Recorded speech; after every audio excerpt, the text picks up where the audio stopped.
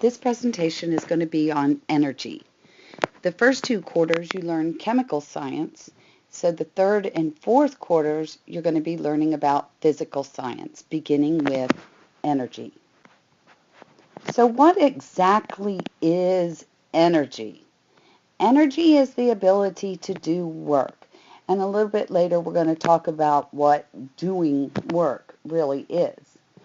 Right now, I want you to know that energy is the ability to produce a change in itself or surroundings. Work is done when a force causes an object to move in the direction of that force. And there can be many different types of forces. For example, look at this picture.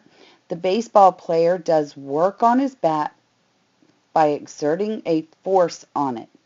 The bat does work on the ball, and the ball moves in the direction of that force. So energy is transferred from the bat to the ball. So energy is everywhere around you. It's constantly moving from one form of energy to another form. So work is a transfer of energy. Work and energy are expressed in units of joules. Just like we had units meter, liter, gram, you now need to learn that work and energy use joules. So 1 joule equals 1 kilogram meter squared divided by S squared. And the way I remember that work and energy are in the units of joules is I think I go to work and use up a lot of energy, so I go to the store and buy joules. So like I said, energy is everywhere around you, transferring from one form to another constantly. So we use energy to do work. It lights our cities, it powers our vehicles, the trains, the planes, the rockets. Energy warms our homes, cooks our food, plays our music, gives us pictures on the television.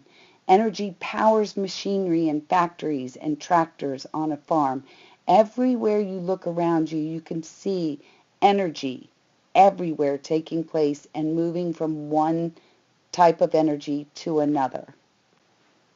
Energy from the sun gives us light during the day, keeps us warm. It dries our clothes.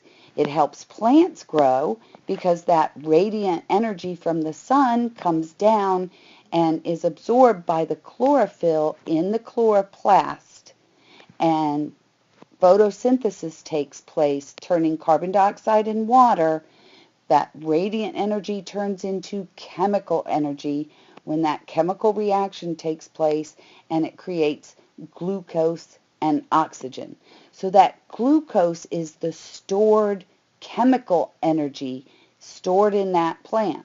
And then along comes animals and they eat those plants and they get that stored energy.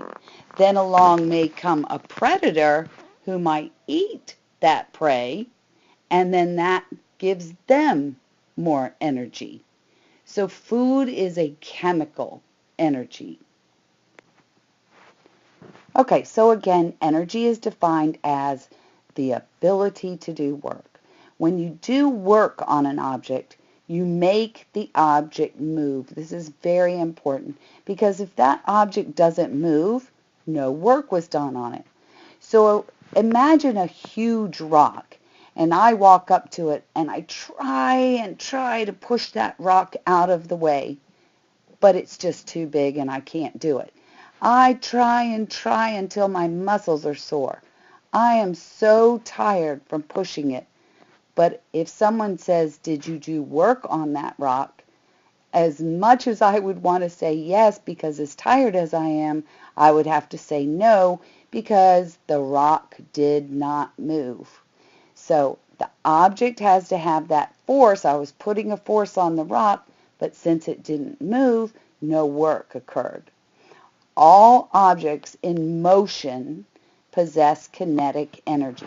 So if you remember back to 6th grade, you learned about kinetic and potential energy. So objects have kinetic energy because they had work done on them. Remember, work is when a force makes an object move in the direction of that force. Everything you do is connected to energy in one form or another. You can't help it just sitting there. Your body is changing one form of energy into another. So when you eat, your body's transformed the energy stored in the food into the energy to do work. So you, I hope, ate breakfast this morning, which was chemical energy, and then you walked to the car, and that energy from the food gave you the energy for your legs to move and for you to pick up your books and put on your coat, and that's mechanical energy. When we run or walk, we're burning the food energy in our bodies. That food energy is the chemical energy, and we break it down and turn that energy into a different kind of energy. So these runners right here are using that kinetic or mechanical energy. And when you hear mechanical, think moving, just like kinetic means in motion. Even when you think or you read or you write, you're doing work because all of those neurons in your brain are firing. When you move your hand and that pencil across the paper, you're making it move. So it's hard work. And as you know, sometimes it's really hard work. Cars, planes, light bulbs, boats, and machinery also transform energy into work. Now remember the movie Transformers, the cars would transform into those robots. So transforming means changing from one thing to another. So here, energy is transforming into work. So energy is always transforming from one form of energy to another. Work means moving something. You can move it by lifting it, or by warming it, or lighting something. All of these are a few of the various examples of work. But where does energy come from in the first place? Here are three different forms of energy. We have electricity. Electricity is the flow of electrons that we get from the power plants, which we'll talk about a little later. Biomass is the energy from plants. Remember that bio means life. So plants are living. So it's mass from living things. Geothermal is energy from the ground. Geo means earth and thermal means heat. So here we are up here on land, but if we dig down to where it's extremely hot, remember in 6th grade you learned about the different layers of the earth, to where this magma heats all this up, we can bring that heat up and use it to boil water to turn a turbine, and that we've talked about before, how the turbine turns the generator that creates the electricity. Here's a picture of a power plant. You're going to learn a lot more about power plants next year in 8th grade. But right now what I need you to know is that there are 3 types of fossil fuels that we use in these power plants to create this electricity. We have coal, oil, and natural gas. They are fossil fuels. Now, a few weeks ago, we learned about fossils and what they were. So when plants die and they get down in the layers of the earth and all that pressure over thousands and thousands and thousands of years, it can turn into coal, oil, and gas. And we burn those, changing that chemical stored energy to make electricity.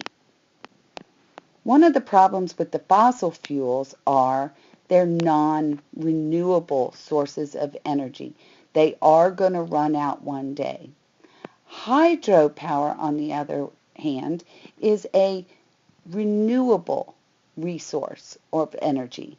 So we have hydro, which means water power, and ocean energy, where the force of gravity can use water to make electricity in hydroelectric power plants. You'll learn more about this next year, but for right now I need you to know that it is one of the forms of energy. We use the water to turn the turbine that turns the generator to create electricity. Last quarter you learned about nuclear energy, fusion and fission. Remember that fusion was a hydrogen and a hydrogen fusing together to make helium, giving off vast amounts of energy. And fission was where a uranium atom nucleus was split into two different elements and neutrons with lots of energy. Solar energy is from the sun. We can also call that radiant energy, and it can come in, for example, right here, and it heats the water and heats whatever it's under or on top of, or we have solar panels that changes it into electricity, like your calculators. Another form of energy is wind energy. So if you look right here, there's a little generator in there. So as these blades turn, they turn the turbine that turns the generator that creates the electricity. So there are many forms of energy. Here are some of the renewable energy forms. We have biomass, solar, water, wind, and geothermal. In the next video, we'll learn different types of energy, potential kinetic, and how they transform from one form into another.